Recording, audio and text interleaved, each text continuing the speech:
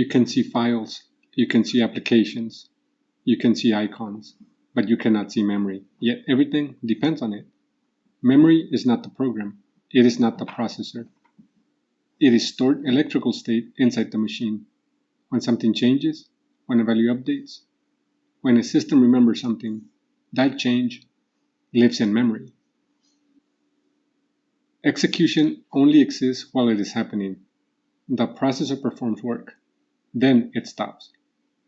What happens to the data? If the work produced a result, that result must be stored somewhere. That somewhere is memory. Execution is motion. Memory is residue. State means what is currently true. If a system shows a score, that score lives in memory. If a user is logged in, that fact lives in memory. If something crashes later, it is because memory contained the wrong state. State is not abstract. It is physical storage. Whenever a computer performs work, something changes.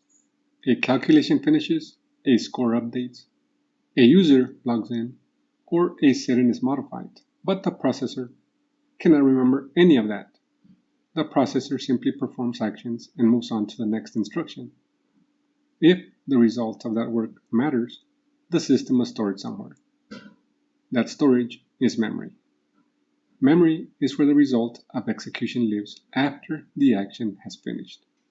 Without memory, every action would disappear the moment it completed, and the system would behave as if nothing had ever happened. State simply means what is currently true in a system. If a game shows a score, that score exists in memory. If a user is logged in, that login status exists in memory. If an application remembers your settings or your progress, those values are stored in memory as well. The processor does not carry this information with it. Instead, it reads and writes these values from memory whenever it needs them. That means memory becomes the system's source of truth. Whatever values exist there determine how the system behaves next. If you change the memory, then you will change the behavior of the system too.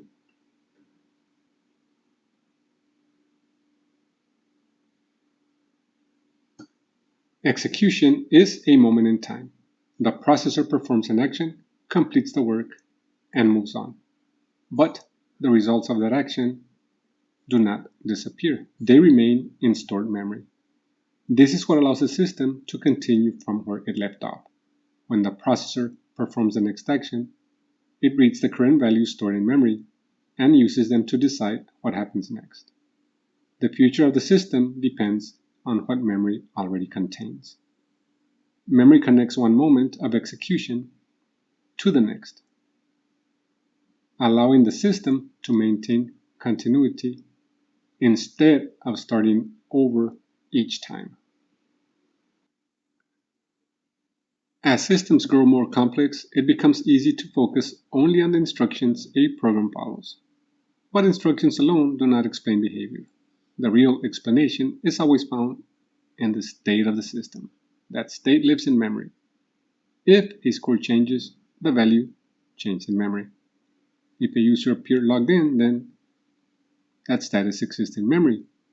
If something behaves incorrectly, it is often because memory is incorrect.